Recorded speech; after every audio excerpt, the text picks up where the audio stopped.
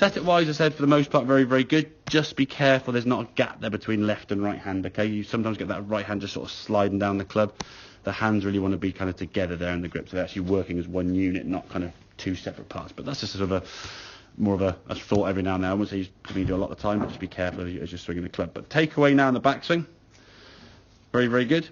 Right hip now turning away nicely. This is a good move here, okay, to the top of the backswing, as is this one there, okay? Very, very good turn with the hip there. So the hip now is kind of rotated around here. It's moved away. And what we're going to try and work on now, this is sort of the thought process now, is there's a wall or a line there that your hip is going to move towards and then rotate around. What you did on the left-hand one now is kind of keep that hip there and drop. So now you can't really rotate or move, can you? A big drop here, so the arms have to now start bending as you come back to golf ball, and the right heel now you can see sort of spinning backwards on your toe, not really rolling on to that right foot correctly, okay? So when you finish, kind of, you're more that way. I'd say a bit of weight now sort of hanging back on that right foot. Compare that to this move as you start coming back down, okay? There's the hip move there, yeah? Foot starting to move towards target, maybe a little bit early with that foot, but I don't mind seeing that to start with, okay? Yeah. Look how look how much less drop there is in your golf swing, because your hips are moving this way. Again, not a bad strike, a little bit high on the golf ball, but not too bad. And then look at that. Look at that. Chalk and cheese, isn't it? Yeah. Now, the moment you're thinking about it, so it takes a little bit of the speed out of your game, because obviously you're trying to think, okay, I've got to do this and then that.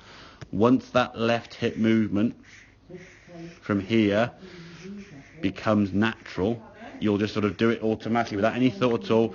You'll move to that left side, and from here now, once you move to there, you can just swish your arms as fast as you like and give that ball a good sort of hit while the body's just doing what it knows it wants to do. Am I like pulling in the still? No, I wouldn't say so. No, at all. No, it's fine. I mean, your arms, there's a good bit of width there. I mean, obviously through the ball now you are going to fold up effectively, but there's some good width there in terms of that. If you look at that there compared to that there, your arms are very, see the difference there? I mean, your elbows are kind of almost bending quite a bit. I mean, your right arm's not quite 90. Yeah, exactly. Yeah. But the thing is, the only reason you've done that is because if you're here with your arms kind of extended and then you drop down to here, if you don't do this, the club's hitting the ground back here somewhere, isn't it? Yeah. So this bending of the arm, and if we start off, you think your height there, your head's kind of from, we'll say, I don't know, just 1.5 meters from the golf ball, and your arms are kind of sort of hanging down there as normal. If when you swing the golf club, you drop down here, you're nearer the golf ball, so your arms don't have to kind of bend to compensate. Otherwise, you end up with a club slamming the ground, or, well, you basically hit the ground here somewhere. Exactly. And then you'll start trying to then do this at the last thing to sort of pull up out the shot. And then, of course, then we just do all sorts of different things. And that's why I think it's essentially mum there. You often react to what your shot's doing. If you've got a good shot, you go, oh, great. If you've got a bad shot, you go, oh, I did this, and you start trying to change things. If we can reduce the amount of kind of height change, your arms can now swish through normally.